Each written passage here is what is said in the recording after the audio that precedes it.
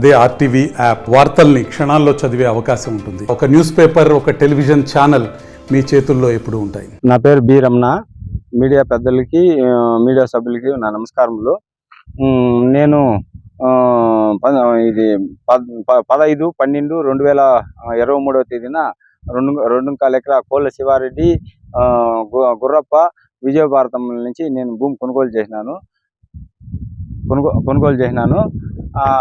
ఆ భూమిలో వచ్చి నేను కాంపౌండ్ కట్టుకొని సదును చేసుకొని ఉంటే తెలుగుదేశం పార్టీ పేరు చెప్పి ప్రదీపు, శాంతకుమారు, రవి అనే ముగ్గురు వచ్చి మేము అమ్మినలాదు, మేము మైనర్లుగా ఉన్నాము, సంతకం పెట్టినలాదు అని చెప్పి నా పైన దౌర్జన్యం చేసి 28/7 నెల నా మీద దౌర్జన్యం చేసి ట్రాక్టర్తో గుద్ది నన్ను కొట్టి, 6వ నెల గుద్ది ట్రాక్టర్తో గుద్ది నన్ను కొట్టి భయభ్రాంతం చేస్తే నేను పోలీసు వారిని ఆశ్రయించినాను.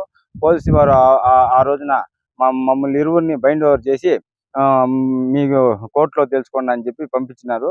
నేను ఈ 3 రోజులకు ముందు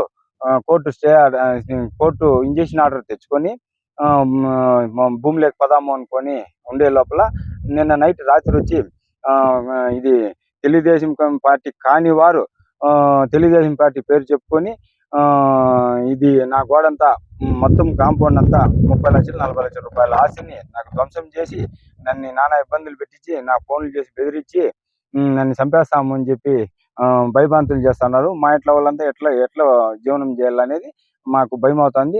అందువలన ఈ రోజు కూడా పోలీసు వారికి ఫిర్యాదు చేసి వారిపైన కంప్లీట్ చేసి చేసినాను. నాకు న్యాయం పోలీసు వారు, మీ మీడియా వారు నాకు న్యాయం చేయవలసిందిగా కోరుకుంటున్నాను. ఎల్వి రమణ అనే అడ్వకేట్ ఫోన్ చేసి మా కొడుకు పేరు ఎందుకు కనపరిచిందావు, ఇది కనపరిచిండేదాన్ని లేదు సార్, మీ కొడుకు కూడా వాళ్ళని తెలుగుదేశం పార్టీ పేరు చెప్పుకొని వచ్చి మమ్మల్ని పైన దౌర్జన్యం చేస్తా ఉన్నాడు కదా, పార్టీకి దానికి ఏం సంబంధం ఉంది అడిగితే కూడా అందుకని పేరు చేర్పించినామంటే ఆయన ఉండే గోడ కూడా దుబ్బేయండా అని చెప్పి నన్ను బెదిరించి భయభ్రాంతులు చేస్తా ఉన్నారు సార్.